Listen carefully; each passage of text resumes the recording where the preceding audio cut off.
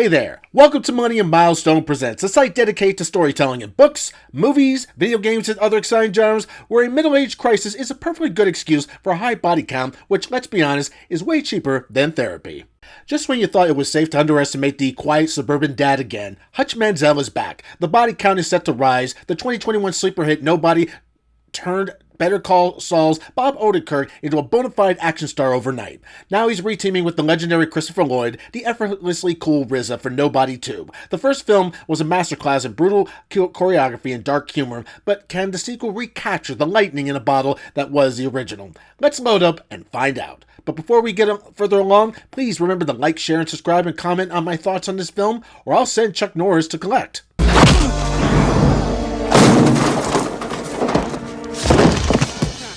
And now for the plot.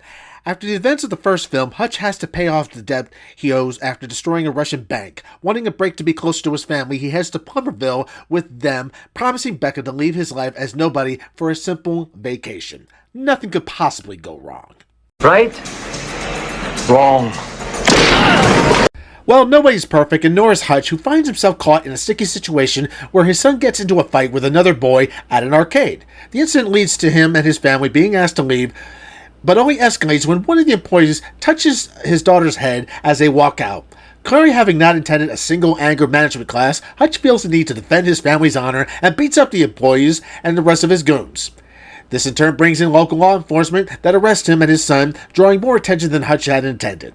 The confrontation leads to him discovering that the local law enforcement is corrupt and actually a part of a drug trafficking operation. At first, Hutch tries to make peace with the sheriff, whose son was the one Hutch's son punched. The sheriff accepts his offer and tells him to leave. However, one of his deputies thinks it's not enough and goes above him and tries to convince Hutch and forces him to leave. Totally a smart play there, no chance of being sent to a hospital or morgue. Well, the situation unfortunately escalates when Hutch tracks down the officers who attacked him and find out that they had kidnapped the sheriff's son and coerce him into continuing his operations even after he finished his last job for his boss, who turns out to be Sharon Stone. Who in the blue hell are you? Orlandina, a ruthless over-the-top villain, you heard me right, an over-the-top villain, who is the head of a criminal organization and the true power behind the town of Plumberville. She puts the hot in psychotic.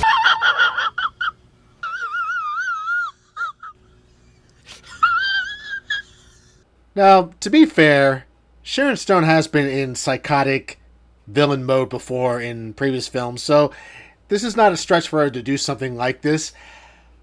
But I can't remember where she is in the age algorithm, but I think she's pushing to an age where this kind of trope just doesn't quite work anymore. Call me crazy. So I've given you the main plot points for the movie. From here on out, I am giving away spoilers, so if you don't want to be spoiled in any way possible, I suggest you click away right now. So to start off on a positive note, we do maintain what we have as a semblance of Nobody from 2021 that was written by Derek Kolstad. That's a plus. However, Ilja Naishola had a scheduling conflict and could not be brought in to direct the sequel. In his place was Timo Najahanto, who has worked in horror and action films before, such as Shadow Strays and VHS 2. So he has experience, and it shows in the fight choreography and sudden shock value moments in the film. But I can't help but feel that the first Nobody film was lightning in a bottle. This version just seems a bit inferior to the first one. I think part of the problem is that the first Nobody caught you by surprise with a normal everyday family man who nobody suspected of being a cloak and dagger cleanup man. That surprise element made that film extremely special. It's not to say that this film wasn't entertaining. I did find things that were laughable and enjoyable, but I also found that things were just a bit cringe, to say the least. For instance, going back to Sharon Stone, I loved her films in the past, but this was definitely not the right role for her. She just comes off too girl boss-like for me to even believe that she could remotely beat up grown old men who are capable of severing limbs, shooting you in the face at any given moment. Never mind that her inspiration came from internet trolls as for her character. Not exactly a good idea if you ask me. What doesn't help also is that there are other villains that are kind of undercut. You don't get a sense of who really is the main villain here at all, or rather you don't spend enough time with each one to really understand their motivations. You start off with Colin Hanks' character as the deputy sheriff who seemingly is the main villain, but then you're introduced to yet another villain at the police station who turns out not only not really to be the villain because he's just being forced by a white domineering diva. It's almost as if this film was afraid to really make a Hispanic man the villain in this, which confuses me because we've had our fair share of Spanish villains in this year, so why would this be any different? It's almost as if you don't want to make any mention of a drug cartel from, say, south of the border. It's almost okay to have a Russian mafia running a drug cartel in the first movie, but not a Mexican cartel?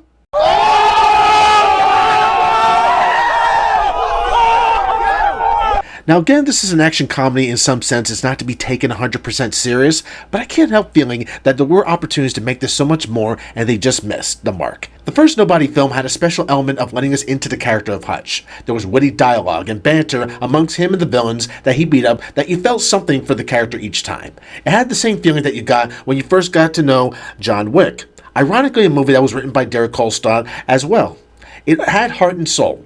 Hutch wasn't just a mindless killing machine, he was a man who wanted to break free from the cycle of violence that he was living before he met his wife and had a family.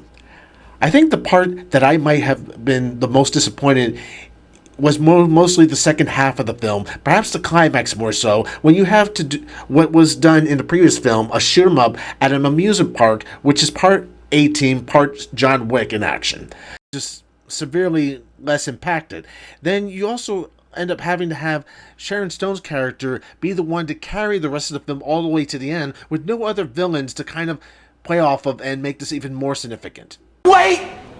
There's more! Oh yes, there's definitely more. Something else I noticed that I just couldn't help but notice a similarity to this ending to that of Deadpool and Wolverine. And that's Becca, who turns out to have a backstory of her own. And don't get me wrong, I don't mind this little bit of a twist. It's the execution of this that just tells me that this was a little bit on the lazy, and I'm just talking about the ending of this.